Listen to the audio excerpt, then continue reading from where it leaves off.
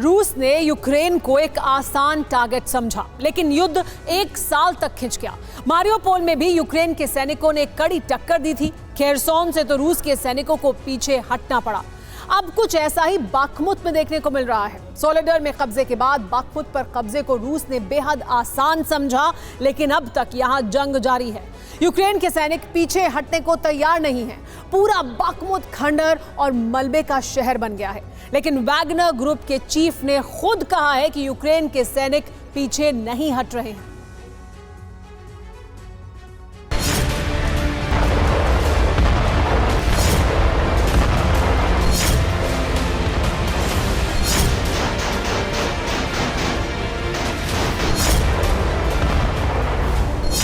Bakhmut की वीरान धरती रह रहकर ऐसे ही धमाकों से कांप उठती है। रूस की सेना चाहकर भी वो मंजिल हासिल नहीं कर सकी जिसका पुतिन को बेसब्री से इंतजार है। बाखमुत कब्जे की उम्मीदें पुतिन तक बहुत पहले ही पहुंच चुकी है, लेकिन उससे सच बनाने के लिए रूसी सेना की पूरी जोर आजमाइश भी बेकार साबित हो रही है।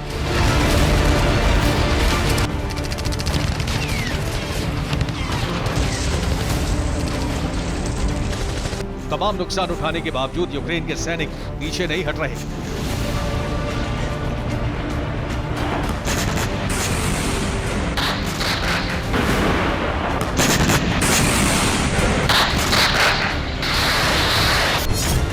वैगनर ग्रुप के चीफ ने माना है कि यूक्रेन के सैनिक बाखमुत में पीछे नहीं हट रहे। बाखमुत में यूक्रेनी सेना मजबूती से मुकाबला कर रही है। बाखमुत के किसी मोर्चे को यूक्रेनी सेना ने नहीं छोड़ा है। वैगनर चीफ ने यूक्रेनी सेना के पीछे हटने की रिपोर्ट्स को गलत बताया।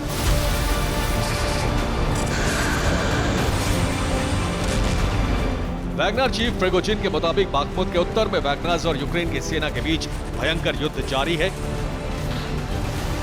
वैगनर चीफ ने कहा है कि भले ही मीडिया में यूक्रेनी सेना के पीछे हटने की खबरें छपी हैं, लेकिन सच यही है कि साउथ, नॉर्थ या ईस्ट में कहीं भी यूक्रेन की सेना ने मोर्चा नहीं छोड़ा है और उसके हर हमले का जवाब दिया जा रहा है।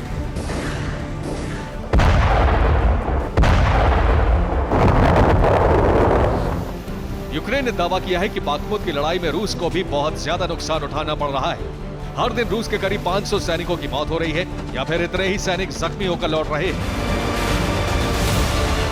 यूक्रेन की सैनिक खुफिया के प्रवक्ता एंड्री चेनियाक ने दावा किया है कि पुतिन ने मार्च तक पूर्वी डोनेट्स्क और लुहांस्क के इलाकों समेत पूरे डॉनबास पर कब्जा करने का आदेश दिया है।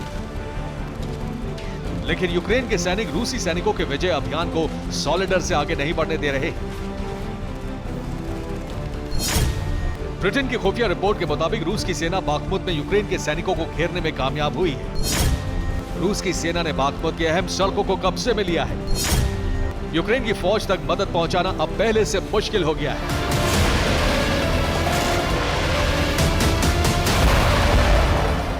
वैगनर ग्रुप ने भी सिवरस पर कब्जा करके बाखमुत को अलग थलग करने की कोशिश की है, लेकिन यूक्रेन की सेना आर्टिलरी से लगातार प्रहार कर रही है, जिसकी वजह से वैगनर्स को बार बार पोजीशन बदलने के लिए मजबूर होना पड़ा है।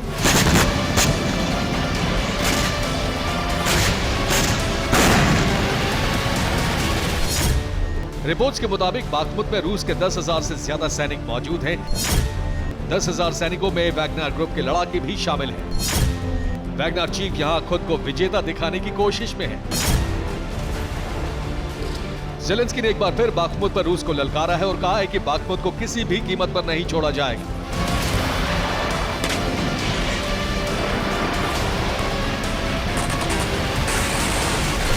हालांकि बाखमुत को लेकर ज़ेलेंस्की पर भी आरोप लग रहे हैं। कहा जा रहा है कि बाखमुत की जंग ऐसी है जहां सैनिकों की औसत उम्र सिर्फ 4 घंटे आंकी जा रही है। बाखमुत में लगातार यूक्रेनी सैनिकों की मौत हो रही है। रूस के सैनिकों के हमले का सामना करने के लिए भले ही यूक्रेनी फौज डटी है, लेकिन बाखमुत में तेजी से नरसंहार हो रहा है।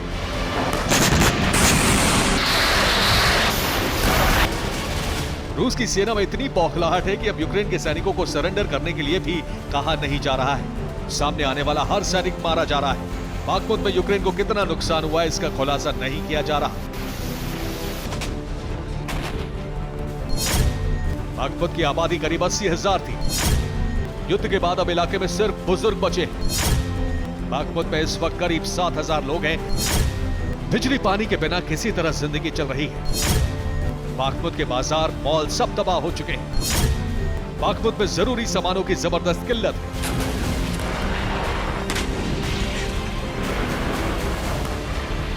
24 फरवरी करीब है और उससे पहले रूस के कमांडर्स को बाखमुत पर कब्जा करके दुनिया को एक मैसेज देना है। लेकिन यूक्रेन के हौसले के आगे रूस की सेना सिर्फ संघर्ष कर रही है। ज़ेलेंस्की पर अपने सैनिकों को मरने के लिए छोड़ देने जैसे आरोप भी लग रहे हैं।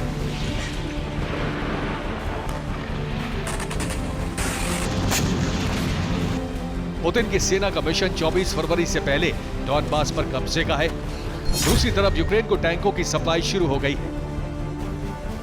टैंक के आने तक अगर यूक्रेन के सैनिक बाखमुत में जमे रहे तो कुछ दिनों बाद गेम बदल भी सकता है।